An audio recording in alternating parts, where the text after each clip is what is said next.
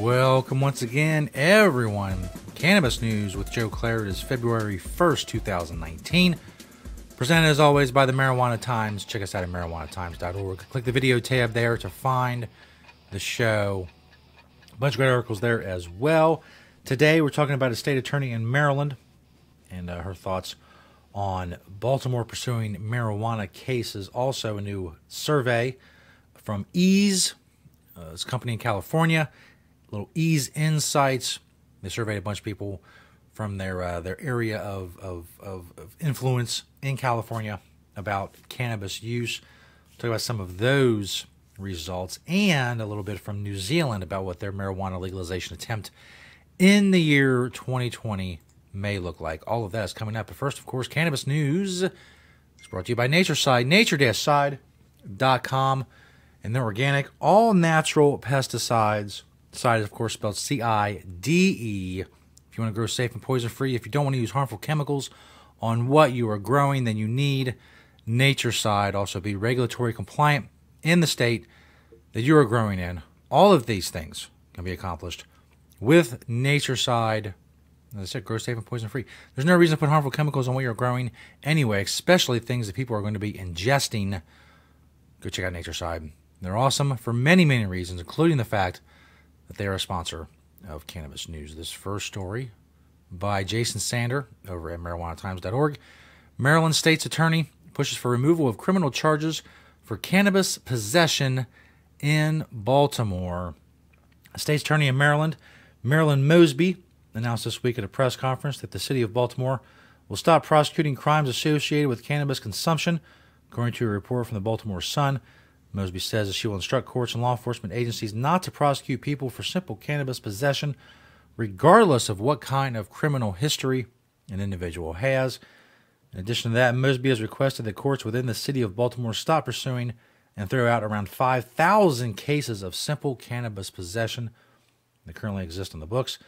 When asked about the thought process behind removing criminal charges for cannabis possession, Mosby pointed to the fact that possessing a plant usually doesn't harm anyone. Quote, "When I ask myself, is the enforcement and prosecution of marijuana possession making us safer as a city?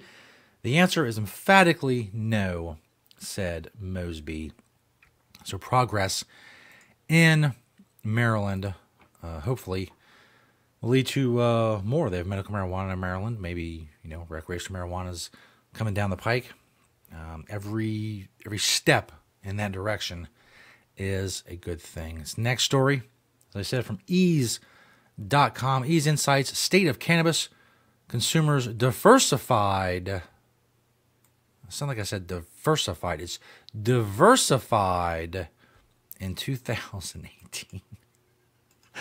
2018 was a monumental year for the cannabis industry. California, the largest cannabis market in the country, officially transitioned from medical to adult use, and new consumer markets emerged across the U.S. Throughout the transition, Eaze has kept a finger on the pulse of the industry trends as well as consumer purchasing and wellness habits. They outlined that in their fourth annual State of Cannabis Data Report. Baby boomers and women continue to demonstrate remarkable market share growth, and consumers are increasingly turning to cannabis as a wellness tool, with CBD the breakout star of the year, which is really no surprise. The latest report from Eaze Insight reveals the cannabis consumer base is growing and diversifying. Some of the key findings from the report, which anonymized consumer behavior data from Eaze's database of 450,000 cannabis consumers, as well as attitudes and usage data based on nearly 4,000 survey respondents. First-time cannabis consumers grew by 140% thanks to adult use legalization. Baby boomers were one of the fastest-growing segments, increasing by 25% over the past year. Female consumers nearly doubling. The amount of female consumers nearly doubling. The growth of women entering the market outpaced men and continued the trend of increasing female participation, with women now 38% of cannabis consumers. Of course, CBD consumers also doubled in 2018 nearly, growing from 2.6% in 2017 to 4.8%. Baby boomers are the most common CBD enthusiasts. Among other findings, thanks to a new legal market, first-time adult consumers flocked to Eaze in 2018. Baby boomers are one of the fastest-growing group of cannabis consumers, They're also the biggest spenders by a fairly wide margin, a trend that follows closely along generational lines. On average, boomers spend 53% more than Gen Z consumers, which you can see right there. Average monthly order volume increased overall 29%, 35% among baby boomers when it comes to cannabis consumers. Baby boomers also spend more each month on average, as you can see right there with that graphic, $95 per purchase from baby boomers. More than Gen X, slightly more than Gen X, of course more than millennials, and more than Gen Z, which I'm guessing is the people that are younger than millennials. You can check out the whole report. It's linked in the description of this video, of course, as is everything that I talk about.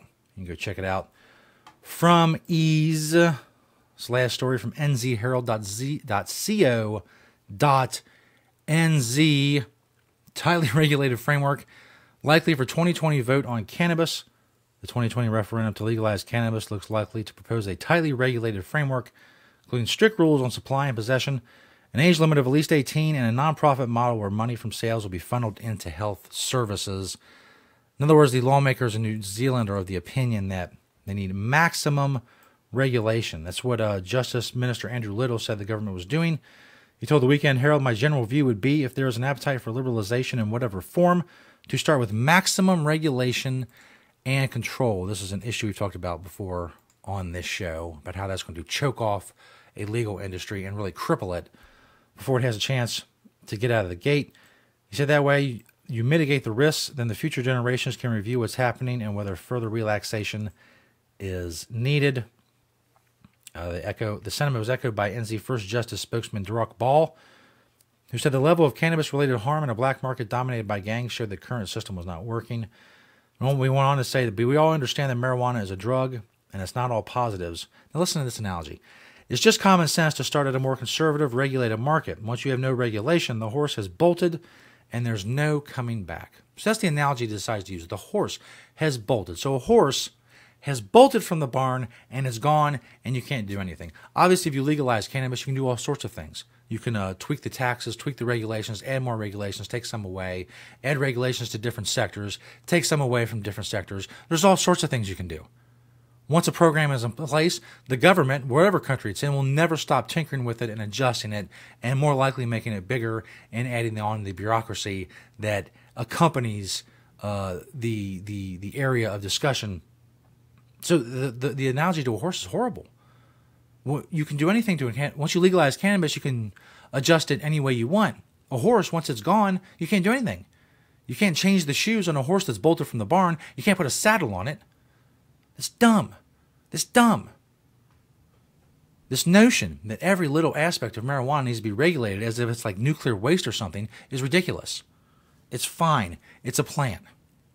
It's going to be okay. If every single contingency isn't planned for and tightly regulated and tightly restricted and then controlled by the government, it'll be fine. It's going to be fine. They're so wound up. I saw something read the other day that the marijuana legalization attempt in New York was like 171 pages. For what? 171 pages to legalize marijuana? Really? Are they using big font? Like 48? Are they using 48 font? And that's why it's 171 pages? It's not that complicated. It's not nuclear waste. It's a plant. It's a plant. It's not even alcohol. It's not tobacco. It's none of those things. It's much, much safer than all of those things. This notion that we need every aspect of this needs to be looked over is ridiculous. People are going to be fine. They can go to a store and buy some weed. They'll be fine. Everything's going to be okay. But just calm down. It's not a big deal. It shouldn't be a big deal. Someone goes to the store and buys some weed. It shouldn't be a big deal, yet here we are. I'm doing a whole show about how big of a deal it is. That's the alternate name for cannabis news is marijuana is a big deal for some reason, when nobody should care. But 80 years of prohibition will do that. Thanks, everybody, for checking out Cannabis News. Thank you for spreading the truth about cannabis with this show. Thank you to Nature Side, of course, nature-side.com, and their organic, all-natural pesticides. Check us out on marijuanatimes.org. Check us out on Apple Podcasts, YouTube, Vimeo, all that stuff. Thanks for watching and listening today, and we'll see you next time right here on Cannabis News.